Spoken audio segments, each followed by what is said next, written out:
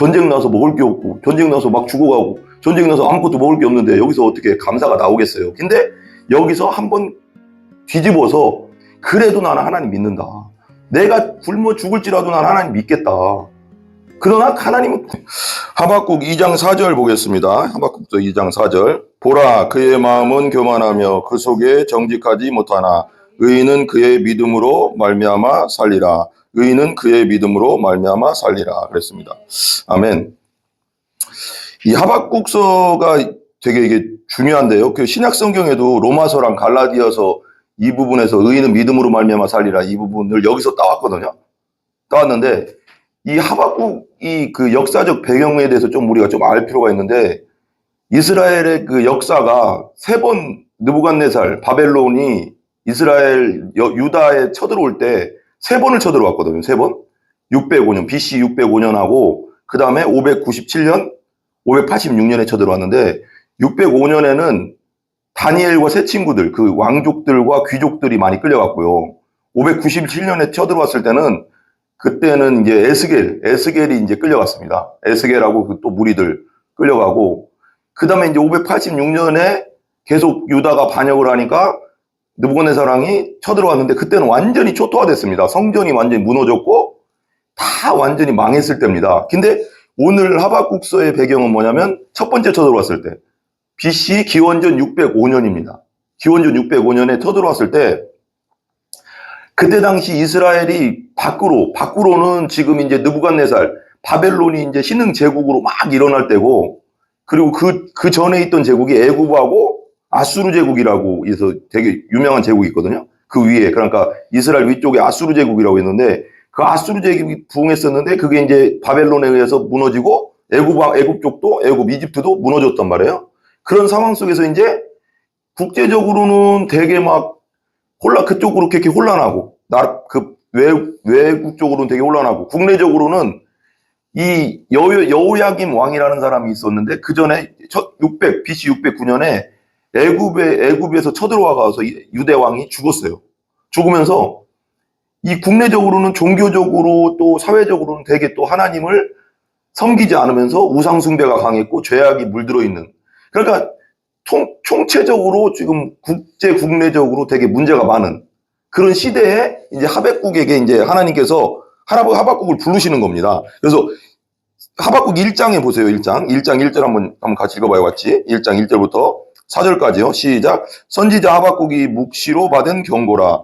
여호와여 내가 부르짖어도 주께서 듣지 아니하시니 어느 때까지니까 내가 강포로 말미암아 외쳐도 주께서 구원하지 아니하시나이다. 어찌하여 내게 죄악을 보게 하시며 패역을 눈으로 보게 하시나이까. 겁탈과 강포가 내 앞에 있고 변론과 분쟁이 일어났나이다. 이러므로 율법이 해이하고 정의가 전혀 시행되지 못하오니 이는 악인이 의인을 에워쌌으므로 정의가 굽게 행하여짐이니라. 그러니까 이게 이제 하박국서의 전체적으로 이렇게 문맥이 돌아가는 게 뭐냐면 하박국이 하나님께 물어보는 거예요. 하나님께 질문하고 하나님이 또 대답하고 이게 2번 나오거든요. 1, 2장에. 그리고 또 한 번 이렇게 물어보고 또 한 번 질문해. 근데 첫 번째 질문이 뭐냐면 하나님 지금 이스라엘의 지금 죄가 유다의 죄가 이렇게 심한데 하나님 그냥 놔두실 겁니다. 그냥 놔두실 겁니까? 그러니까 하나님이 아니 그냥 내두지 않을 거다. 바벨론이 쳐들어와서 이스라엘한테 쳐들어올 거다. 그래서 심판할 거다 내가. 그리고 나서 근데 심판을 쳐들어오니까 두 번째 질문은 또 그겁니다. 아니 어떻게 그런데 하나님 어떻게 우리도 악하지만 우리 유다 백성도 악하지만 우리보다 더 악한 느부갓네살을 쳐들어오게 해서 우리를 망하게 합니까? 그게 말이 됩니까? 이거거든요. 이게 이해가 되잖아요. 아니 우리보다 선한 사람들이 쳐들어와서 우리를 심판을 해야지 때려야지 어떻게 우리보다 더 악한 느부갓네살 족속이 와서 우리를 때리게 합니까? 그거 말이 안 되지 않습니까? 그러니까 그것 아니다. 왜 그러면 느부갓네살은 나의 막둥이다. 몽둥이다. 내가 그냥 이스라엘을 때리려는 몽둥이로 쓰는 거지 느부갓네살이 착해서 쓰는 건 아니다. 근데 느부갓네살도 5가지 죄악으로 가들도 멸망시킬 거다. 이제 이런 얘기를 하는 거거든요. 그러면서 그런 상황 속에서 국내적으로 그런 어려움 속에서 막 전쟁이 일어나니까 국내적으로는 또 어떻겠어요? 지금 우리도 계엄령이 선포되니까 막 다른 나라에서도 막 여러 가지 수입 수출 같은 거나 경제적으로도 막 같이 이렇게 안 하겠다 그런 얘기를 막 일어나잖아요. 그런 거예요. 그러니까 말하자면 국제적으로 어렵고 국내적으로 어려우니까 이때도 서로 간에 되게 국내가 되게 어려워지는 거예요. 경제는 어려워지고 먹을 것 막 없어지고 그리고 먹을 것들은 그런 뭐라고 할까요? 물가는 막 올라가고 그런 거죠. 그 물가 하나 살려면 막 비싸. 지금도 요즘도 물가 5만 원이면 뭐 살 것도 없어요, 솔직히. 근데 이때도 마찬가지예요. 그런 상황 속에 있는 거예요. 근데 하박국이 계속 응답하다가 이제 4절부터 오늘 4절인데 4절 한번 읽어볼게요. 같이 한번. 그러면서 보라 그의 마음은 교만하여 그 속에서 정직하지 못하나 교만한 자는 망하지만 이런 뜻이에요. 속 앞에는 교만하면 패망한다고 했잖아요. 잠언서에. 근데 의인은 그의 믿음으로 말미암아 살리라. 그런 상황 속에서도 느부갓네살 쳐들어와서 이스라엘을 유다를 멸망시키는 상황 속에서도 하나님을 끝까지 믿는 자, 하나님을 끝까지 붙잡는 자는 구원받는다는 거예요. 이게 여기서 구원이라는 의미는 뭐냐면 살려주신다는 의미입니다. 살려주신다. 우리가 구원을 그냥 무조건 예수님의 십자가 믿고 천국 가는 구원이 아니라 구약 성경에서 구원한다, 구원 이런 말을 쓸 때는 뭐냐면 살려주신다는 뜻이에요. 보통 살려준다. 어려움 속에서 살려준다. 굶어 죽은 상황 속에서 살려준다. 죽을 수 있는 상황에서 살려준다. 이런 게 구원이거든요. 구조한다는 뜻이잖아요. 원래 언어적으로 구조한다는 뜻이니까. 그러니까 이런 의미에서 이런 교만한 자들은 멸망하고 죄를 짓는 자는 멸망할지라도 하나님을 끝까지 의지하고 믿는 자는 하나님이 살려주신다. 그러니까 믿음으로 말미암아 살게 된다. 그런 뜻이거든요. 그래서 그 4절에 의인은 그의 믿음으로 말미암아 살리라는, 그러니까 여기서도 똑같은 거예요. 그러니까 근데 이걸 신약 성경에서는 이걸 뒤집어 거꾸로 이렇게 확 가져와가서 루터가 있던 시기가 우리가 알잖아요. 원래 10월 27일 10월 마지막 주가 종교개혁주일이잖아요. 루터가 있을 때만 해도 여러분 다 아시지만 천주교 구교가 정말 이런 얘기를 했지만 완전 개판이었거든요. 막 그 면죄부 팔고 막 돈으로 면죄부 팔아 가서 그러면 그걸 사면은 뭐 니들 조상이 동전이 떨어지면 죄가 용서받는다 막 이런 얘기나 있었고 헌금 많이 내면 용서받는다. 이걸 근데 성도들이 그때 당시 구약 천주교 밑에 있던 성도들이 그걸 믿어버렸어. 왜? 성경을 전혀 몰랐거든요. 왜 그러면 그때 당시는 사제들, 말하면 지금의 목회자들 외에는 성경을 볼 수가 없었어요. 볼 권한이 없었어, 권한이. 다 그리고 라틴으로 써 있었기 때문에 일반 백성들은 볼 수도 없었어. 그 글자를 알아볼 수도 없었고. 그러니까 이 사제들이 거짓말하거나 사제들이 잘못 가르치면 성도도 그대로 믿었거든요. 근데 면죄부도 네 헌금이 많이 떨어지면 니들 조상들이 연옥에서 옮겨진다. 막 이렇게 얘기하니까 그대로 믿어버린 거예요.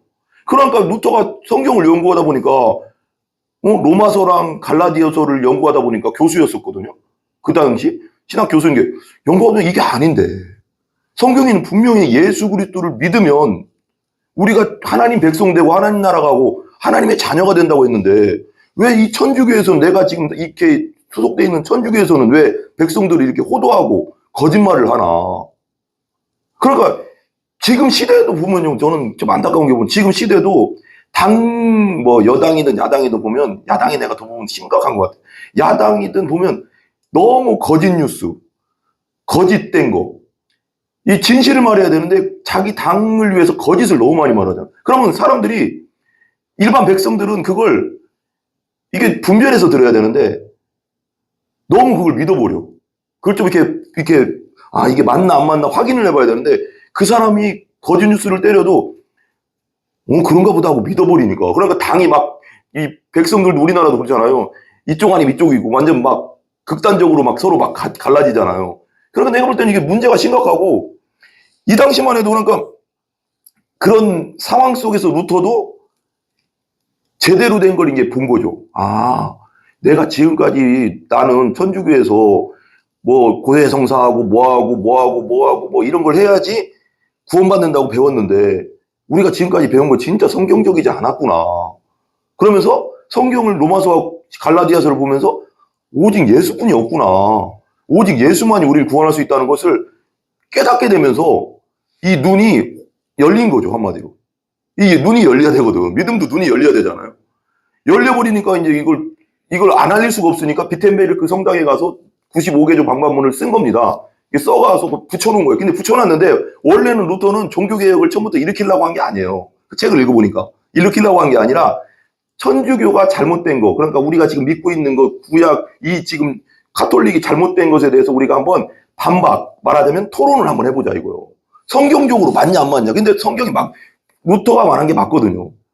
그러니까 교황이 거기다 이제 걸라고 하니까 교황 세력은 엄청 힘이 세고 루터는 힘이 없는 판국이니까 혼자니까 그런 상황 속에서 하나님이 지켜줘서 이제 피신해서 이제 그 라틴어 성경을 독일어 성경으로 번역한 거잖아요. 그런 상황 속에서 살았다는 거예요. 그러니까 믿음의 눈이 확실하게 이렇게 성경을 통해서 오직 예수라는 믿음의 눈이 띄면 보이는 거지, 이제는. 아, 내가 지금까지 이게 믿음이라고 생각했던 것이 잘못 믿은 게 너무 많구나라는 걸 알게 된 거지, 루터도. 근데 이 구절을 갖다가 한 거죠. 그러니까 로마서, 바울도 로마서 갈라디아서를 이 구절을 갖다 한 겁니다. 그러니까 말하자면 4절에 의인은 그의 믿음으로 말미암아 살리라. 아멘. 그리고 5절 한번 볼까요? 그는 술을 즐기며 거짓되고 교만하여 가만히 있지 아니하고 수울처럼 자기의 욕심을 넓히며 또 그는 사망 같아서 족한 줄을 모르고 자기에게로 여러 나라를 모으며 여러 백성을 모으나니 이건 이제 말하자면 바벨론을 말하는 겁니다. 근데 여기서 이제 중요한 게 보세요. 마지막만 볼게요. 너무 이제 우리가 길어지니까 안 되니까. 2장 18절, 19절, 20절 한번 보고 마지막 또 3장 잠깐 보고 끝낼게요. 2장 18, 19절, 20절 한번 볼게요. 같이 읽어봐요. 새긴 우상은 그 새겨 만든 자에게 무엇이 유익하겠느냐? 부어 만든 우상은 거짓 스승이라. 만든 자가 이 말하지 못하는 우상을 의지하니 무엇이 유익하겠느냐? 나무에게 깨라 하며 말하지 못하는 돌에게 일어나라 하는 자에게 화 있을진저 그것이 교훈을 베풀겠느냐? 보라 이는 금과 은으로 입힌 것인지 그 속에는 생기가 도무지 없느니라. 오직 여호와는 그 성전에 계시는 온 땅은 그 앞에서 잠잠할지냐. 18, 19절을 예를 들면서 20절에 여호와를 얘기하잖아요. 진짜 신은 하나님뿐이 없다. 이걸 얘기하는 거예요. 참 하나님은 여호와 하나님뿐이 없다. 근데 신약으로 넘어와서는 그 성자 하나님이잖아. 그죠? 이제 성자 하나님 예수님으로 갔잖아. 근데 여기 이런 상황, 아까 말하자면 역사적 배경, 그런 전쟁, 밖에서는 전쟁이 일어나고, 왜 국제적으로는 그런 상황이, 국내적으로도 막 죄악이 풍성해가서 막 하나님이 막 그 벌을 내리는 상황 속에서, 그러니까 막 살기가 힘들잖아요. 먹고 살기가 힘들잖아요. 그런 상황 속에서 이제 하박국이 우리가 알고 있는 이 말씀을 때린 겁니다. 16, 17, 18, 19, 20, 22절이 이래서 나온 겁니다. 이 상황 속에서. 16절 한번 봐봐요. 3장 16절. 이거 읽고 설명 잠깐 하고 끝낼게요. 16, 17, 18, 19절. 16절만 한번 읽어볼게요. 같이 시작. 내가 들었으므로 내 창자가 흔들렸고 그 목소리로 말미암아 내 입술이 떨렸도다. 왜 흔들렸을까? 창자가? 바벨론이 쳐들어온다는 소리를 들으니까 전쟁이 일어나서 막 바벨론이 무섭다는 걸 들었거든요. 옛날부터. 왜냐면 다른 나라 쳐들어와서 그렇게 막 처참하게 했다는 걸 아니까 떨리는 거죠. 떨릴 수밖에 없잖아요. 창자가 흔들리고 목소리가 말미암아 내 입술이 떨릴 수밖에 없잖아요. 막 발이 떨리고, 그죠? 무리가 우리를 치러 올라오는 환난 날을 내가 기다림으로 지금 오고 있다는 소리를 들으니까 무섭다. 환난 날이 온다. 근데 썩이는 것이 내 뼈에 들어왔으므로 내 몸은 처소에서 떨리는도다. 당연하죠. 바벨론은 엄청 무섭다는 걸 듣고 있는데 그들이 쳐들어온다고 막 죽이고 막 쳐들어온다고 하니까 떨릴 수밖에 없잖아요. 임진왜란 때도 우리 그랬을 거 아니에요? 일본 놈들이 그랬으면. 17절 그런 상황 속에서 먹을 건 없고 진짜 국제적으로 그런 상황 속에서 물가는 엄청 올라가고 먹을 건 없는 상황 속에서 이제 17절 우리가 유명한 그 말씀을 하는 거예요. 하박국이. 이런 상황 속에서 나는 하나님을 믿겠다 이거요. 그러니까 우리가 믿는다는 건 뭐냐면 좋을 때 믿는 게 아니에요. 좋을 때도 우리가 하나님 믿죠. 당연히 믿는데 진짜 그 믿음은 어디서 나오는 거냐면 어려울 때 나오는 게 진짜 믿음인 거예요. 어려울 때 하나님을 바라보는 게 진짜 믿음인 거예요. 아멘? 아니 어려울 때는 하나님 없어. 아유 하나님 뭐예요? 막 원망하는 게 믿음이 아니라 진짜 어렵고 슬프고 고통스러울 때 진짜 돈 없고 그래도 하나님이 나를 먹을 것 주시고 입을 것 주신다는 걸 믿는 믿음, 그게 진짜 믿음이잖아요. 근데 하박국이 그 얘기를 하는 거예요. 나는 그런 상황 속에 내가 지금 너무 두렵고 전쟁이 일어나고 먹을 것이 없을지라도 나는 하나님을 찬양하겠다 이거요. 이런 사람을 하나님이 구원해 주신다는 거예요. 아멘? 이런 사람을 구원해. 하나님 얼마나 기쁘겠어요. 진짜 저는 하나님 날 믿는구나. 그런 사람을 하나님 건져주시겠다는 거. 근데 하박국이 그걸 선포하는 거예요. 17절에. 앞에 읽어봐요. 우리 잘 알죠? 너무 이거. 무화과나무님이 이거 알죠? 같이 읽어봐. 시작. 비록 무화과나무가 무성하지 못하고 포도나무가 열매가 없고 감람나무에 소출이 없고 밭에 먹을 것이 없고 우리의 양이 없고 외양간에 소가 없을지라도 왜 그럴까요? 왜 17절에 왜 이렇게 없을까요? 왜 무화과나무가 없고 포도나무 열매 없고 소출이 없고 밭에는 먹을 것도 없고 우리 양에 양이 없고 왜 외양간에 소가 왜 없을까요? 다들 쳐들어오니까 말하자면 다 도망가야 되잖아. 피난 가야 되잖아. 그러니까 누가 농사 지을 사람이 없잖아요. 그러니까 먹을 게 없지. 소, 양 그런 것들은 또 예를 들면 전쟁 나면 그 적군들이 다 와서 다 잡아가서 지들이 잡아먹잖아. 옛날에 임진왜란 때도 그랬대요. 일본 놈들이 우리나라 소, 양 다 잡아먹어서 우리가 먹을 것이 없었대. 먹어야 되잖아, 다들. 그러니까 그런 상황 속에서, 이런 상황 속에서 그래도 진짜 이런 상황 되면 우리 어때요? 전쟁 나서 먹을 게 없고, 전쟁 나서 막 죽어가고, 전쟁 나서 아무것도 먹을 게 없는데 여기서 어떻게 감사가 나오겠어요? 근데 여기서 한번 뒤집어서 그래도 나는 하나님 믿는다. 내가 굶어 죽을지라도 나는 하나님 믿겠다. 그러나 하나님은 굶기지 않는다고 했잖아요. 먹이시고 입히신다고 했잖아요. 거기서 원망하고 쓰러지고 하나님 버리는 게 아니라 나는 하나님 그래도 더 붙잡겠다. 이런 믿음 속에서 이 하박국을 막 이렇게 막 믿는 거예요. 18절에. 이렇게 돼. 우리가 이런 믿음을 가져야 됩니다. 18절 같이 읽어봐요. 시작. 나는 여호와로 말미암아 즐거워하며 나의 구원의 하나님으로 말미암아 기뻐하리로다. 그러니까 진짜 고통스럽고 진짜 먹을 게 없고 진짜 돈이 없을 때 그래도 하나님이 나를 도와주실 거 믿으면서 살아가는데 그냥 믿기만 하는 정도가 아니라 18절에 그래도 나는 즐거워할 거야. 그래도 하나님으로 말미암아 기뻐할 거야. 이게 믿음이라는 거예요. 이런 믿음을 가지면 하나님이 어떻게 안 도와주시겠어요, 그 사람을. 다 쓰러지는데, 믿음 앞에서. 그런 상황 속에 다 쓰러지는데, 그래도 나는 하나님을 끝까지 즐거워하고 하나님을 끝까지 믿을 거야. 기뻐할 거야, 하나님을. 그러니까 19절 보세요. 그러니까 응답이 이렇게 오는 거예요. 그런 믿음을 가지면 이런 응답이 오는 겁니다. 19절 저는 이렇게 믿어요. 19절 다 읽고 끝낼게요. 시작. 주 여호와는 나의 힘이고 나의 발과 사슴과 같이 하사 나를 너의 높은 곳으로 다니게 하신다. 이게 응답이에요. 어려운 상황 속에서 하나님을 끝까지 붙잡으면 하나님은 나의 진짜 힘이 되고 나의 발을 사슴과 같게 해서 나를 나의 높은 곳으로 하나님의 응답의 자리로 인도해 주신다는 그렇게 믿고 있거든요. 이게 그렇게 생각하거든요. 그러니까 끝까지 하나님을 의지하고 어떤 상황 속에서도 어떤 어려운 상황에서 하나님을 의지하고 기뻐하는 자는 하나님이 나의 힘이 되고 사슴과 같이 나를 높은 곳으로 다니게 하시겠다는 거죠. 하나님이. 아멘.